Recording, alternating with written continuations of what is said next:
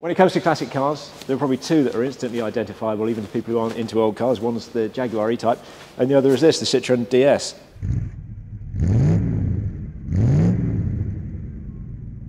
It seems hard to believe, but the DS first came out in 1955, and I mean, they seem like impossibly futuristic as a style today, so imagine what they looked like back then. In fact, there's even DS used in the Back to the Future film as a representation of a future car. One thing that wasn't really terribly futuristic at the time of launch was the running gear, really. The hydraulics were quite advanced, but the engines weren't. They were all pretty much derived from the four-cylinder engines, dating from the 30s, really, that appeared in the previous traction, which is good and bad, because if you're buying a DS now, the engine is probably the least of your worries. Three different engines to choose from. You've got a 1.9, a 2.1 and a 2.3, and you could get injection on the bigger two engines. They're pretty strong engines. The whole engine bay was actually designed for a flat six engine, which never materialised, which is why it seems so small in the bay. But you'll see it sits right back under the scuttle, the engine itself, and the gearbox is actually in front of the engine. So it's quite an unusual layout, but of course typically Citroen in that respect, and obviously the spare wheel under the bonnet is something of a Citroen signature, really. These engines aren't the quietest. It could just mean that the valves need adjusting, but it could mean you've got worn valve gear. So listen to a few engines running just to get an idea of what they should sound like and whether you need to be alarmed about particular expense or not. One of the more major issues is leak from the sort of base of the distributor area might mean that you've got to separate engine and transmission, so do check for oil leaks in general and try and assess how important they are. You've also got the hydraulics visible under the bonnet. This one's a later car. Post-66 cars used the green mineral hydraulic fluid, which is easier to live with. It doesn't damage the paintwork if you spill it. Spheres for the hydraulic system. A lot of owners consider these to be just consumable these days. They're not that hard to change. Specialists can do it for you if you don't fancy doing it.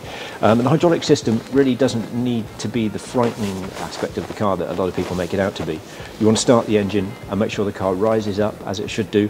You also want to make sure the brakes work properly. You've got no warning lights on. It's a total power system on these, like the latest CX and everything. If you drive the car without the hydraulics, you know it is dangerous. The DS had hydraulic power steering and also a semi-automatic hydraulic gearbox. This car is a D Special. It doesn't have that. It's a manual car, and most of the cars you look at will actually be the manual. The automatic transmission was the more rare. One thing you do need to be careful with the DS is, of course, the bodywork because of the car's age.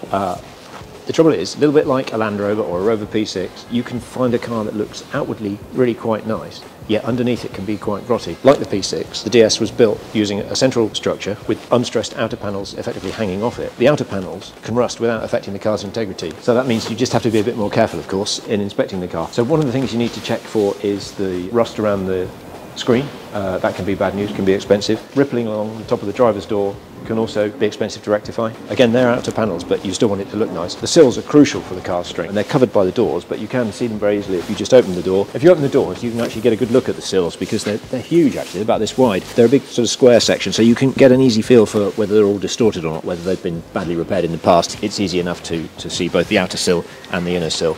And again, you can pull the back seat away and have a look at this crucial join between the base of the seat pillar and the parcel shelf. You also want to be having a look at the boot floor because the strength of that is important because that's where the trailing arms mount for the suspension, so obviously that's safety critical. One other check you can make just to get an idea of the integrity of the structure is just to take the rear wing off. No, I'm not joking. The rear wing's actually designed to come off so that you can change the wheel because of course otherwise it covers the wheel. And there's just one bolt holds it on the end by the boot lid, and you can actually undo it with the car's wheel brace. And of course if you're talking to an enthusiastic owner who's really confident about the car they're selling, they'll probably encourage you to do that anyway, and it is designed to come off. It lets you get a good look at the rest of the structure around the rear end. These can get really expensive to weld up, and obviously you really want a specialist doing the work as well. We can't talk about the DS, of course, without going into some detail on the hydraulics, and it is the thing that will concern most people about these cars, but in truth, you don't need to be that worried about it. There are some simple checks you can do. First of all, with the engine running, the car should gently rise up and stay at height. You can just press gently on each corner to see what it does.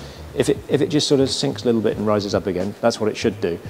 If it feels really firm, then you've got a problem with one of the spheres, and not catastrophic, but it's going to need some attention.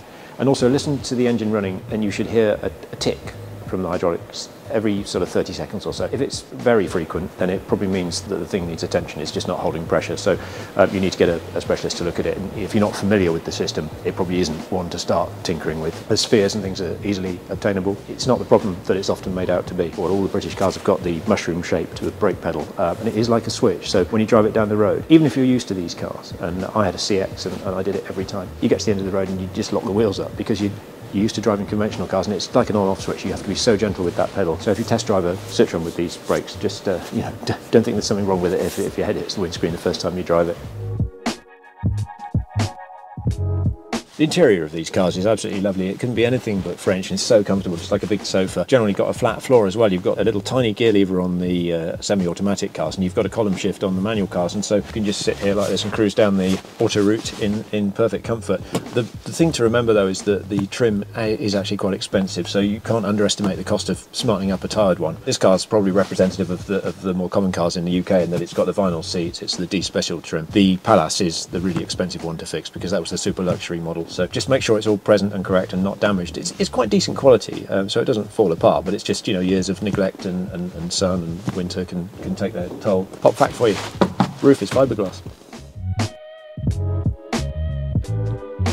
It's easy to get confused. There's a DS and there's an ID. The DS is the original car for déesse, the French for goddess. That was later joined by the ID, in French pronounced idée or idea, which did without some of the hydraulic features of the DS and was essentially a cheaper option. You also had the Safari and Familiale, the big estates, and there was also a coach-built convertible by Chaperon, which is like really big money these days. The cheapest will be the full-speed manual ID19, and prices will rise to the top of the tree, which is the DS23 injection Palace trim with the automatic box. Whichever one you buy though, you'll love it. Honestly, these drive like nothing else. You just float down the road. They're so totally different to anything that the British were making at the time, and if you want one of these, you really want one, and you probably won't be disappointed when you buy one. Buy on condition though, don't buy one that just needs tidying up, because this isn't an MGB. It'll kill you financially if you buy the wrong one. So buy sensibly and enjoy it. So this short video has probably only just scratched the surface really of everything you can look at on a DS. If you want to know more and you want to know all the real detailed points, head on over to our website at classicsworld.co.uk, and you'll find a load more buying guides there, as well as a really comprehensive one on the Citroen DS. And like and subscribe.